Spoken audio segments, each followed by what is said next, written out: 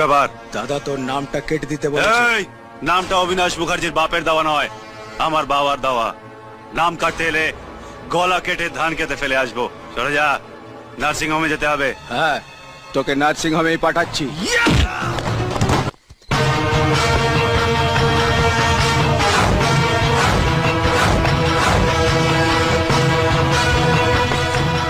এতগুলো লোক মিলে একজনকে মারছিস? যা মাকে গিয়ে বল হাতে চুড়ি পরিয়ে দিতে। কেন বে, তুই কি মরদ নাকি? শুধু মরদ নয় বে, একদম 2 নম্বরই মাল। পেনাল্টিতে গোল। আজ সব কটা ইত্তে কাটির ভোগে যাবি। তুই যা।